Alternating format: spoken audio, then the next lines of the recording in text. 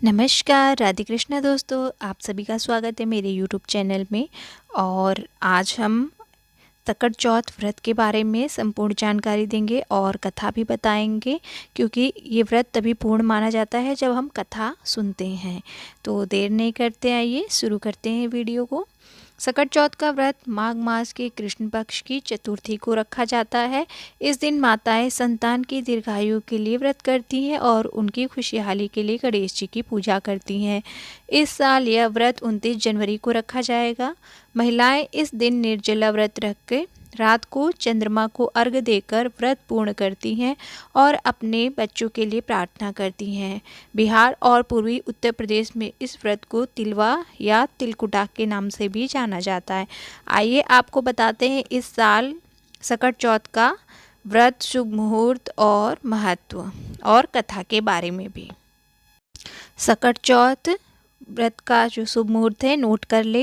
हिंदू पंचांग के अनुसार माघ मास की सकट चौथ का शुभ आरंभ 29 जनवरी को सुबह 6:10 पर होगा। इसका समापन 30 जनवरी को सुबह 8:54 पर होगा। इसलिए उदया तिथि को मान्यता दी जाती है, इसलिए 29 जनवरी को यह व्रत रखा जाएगा। तो ये तो हो गई शुभ मुहूर्त और कब से शुरू है और कब इसका समापन है, ये सारी जानकारी। अब आइए व्रत विधि के बारे में भी जान लेते हैं। सकट चौथ के दिन महिलाएं सुबह स्नान आदि के बाद निर्जला व्रत रखती हैं, संकल्प लेती हैं सुबह, और फिर उसके बाद भगवान गणेश की पूजा करती हैं। पूरे दिन निराजल व्रत रहती हैं। चंद्र दर्शन के बाद व्रत को तोड़ती हैं। कुछ स्थानों पर महिलाएं इस दिन कुछ भी नहीं खाती हैं। वहीं कुछ स्थानों पर महिलाएं व्रत तोड़ने के बाद प्रसाद में जैसे शकरकंद, तिल आदि खाती हैं और इस दिन शकरकंद खाना सर्वाधिक महत्व होता है। इस व्रत में काले तिल और गुड़ से लड्डू बनाए जाते हैं और गणेश जी को भोग लगाया जाता है। काले तिल और गुड़ का इसमें ज़्यादा महत्व है। तो ये तो हो गए व्रत की विधि और उसके उद्यापन के बारे में। अब आइए जानते हैं सकट चौथ से जुड़ी जो हमारी पुरातन कथाएं हैं वो। एक शहर में एक देवरानी और जेठानी रहती थी। देवरानी गरीब थी और जेठानी अमीर थी। देवरानी हमेशा गणेश जी का पूजन और व्रत किया करती थी। देवरानी का पति जंगल से लकड़ी काटकर बेचता। देवरानी पर घर के खर्च का सारा बल था कि हाँ जो है देवरानी वो घर चलाती थी। जेठानी के घर पर देवरानी काम करती थी। जो जेठानी थी वो अमीर थी और देवरानी उसके घर पर ही नौकरानी का काम करती थी। और शाम को जो कुछ बचा हुआ खाना होता था वह देवरानी अपने घर शाम को लाती थी। माघ महीने के दिन, माघ महीने में गणेश जी का व्रत सकट चौथ देवरानी ने रखा। उसके पास पैसे नहीं थे, इसलिए उसने तिल व गुड़ लाकर तिलकुटा बनाया। पूजा करके तिल चौथ की कथा सुनी और जेठानी के यहाँ काम करने चली गई। सोचा शाम को चंद्र को अर्घ देकर जेठानी के यहाँ से बचा कुचा कुछ खाना और तिलकुटा खाएगी। शाम को जब जेठानी के घर खाना बनाया तो उसके जेठानी का व्रत होने के कारण सभी ने खाना खाने से मना कर दिया। अब देवरानी ने जेठानी से बोला, आप मुझे खाना दे दो जिससे मैं घर जाऊं। इस पर जेठानी ने कहा कि आज तो किसी ने भी अभी तक खाना नहीं खाया और तुम्हें मैं कैसे दे दूं? तुम सवेरे ही बचा हुआ खाना ले जाना। देवरानी उदास मन से घर पर आई। देवरानी के घर पर पति बच्चे सब आस लगाए बैठे थे कि आज तो त्यौहार है और जेठानी के घर तो बहुत अच्छा अच्छा पकवान बना होगा और ये सब हमें खाने को मिलेगा। लेकिन जब बच्चों को यह पता चला कि आज तो रोटी भी नहीं मिलेगी तो बच्चे रोने लगे। उसका पति भी बहुत क्रोधित हो गया और कहने लगा कि दिन भर काम करने के बाद भी वह 2 रोटियां नहीं ला सकती। वह बेचारी गणेश जी को याद करती हुई रोते रोते पानी पीकर सो गई। उस दिन सकट माता बुढ़िया माता का रूप धरकर देवरानी के सपने में आई और कहने लगी, सो रही है या जाग रही है? वह बोली, जो देवरानी थी, कुछ सो रहे हैं कुछ जाग रहे हैं। बुढ़िया माई बोली, भूख लगी है, कुछ खाने को दे दे।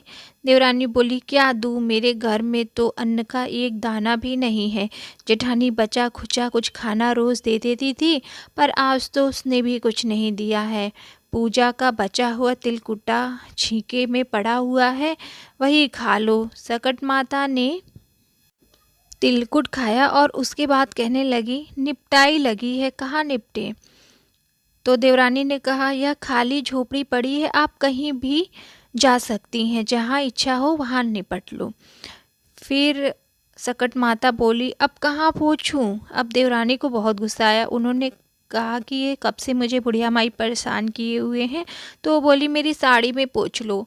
देवरानी जब सुबह उठी, ये तो रात की बात हो गई, जब देवरानी सुबह उठी तो देखती क्या है कि पूरा घर सोने चांदी हीरे मोती से जगमगा रहा है और भर चुका है। उस दिन जो देवरानी थी वो जेठानी के घर काम करने नहीं गई। जेठानी ने कुछ देर तक राह देखी कि काम करने मेरी देवरानी क्यों नहीं आई है। फिर उसने अपने बच्चों को अपनी देवरानी को बुलाने के लिए भेजा। जेठानी ने सोचा, कल खाना नहीं दिया इसलिए शायद देवरानी बुरा तो नहीं मान गई होगी।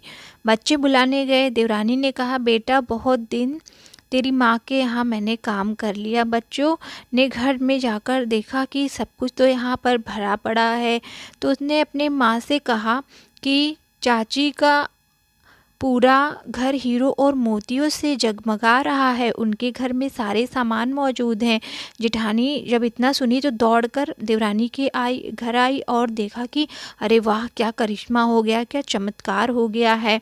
और पूछा कि यह सब कैसे हो गया।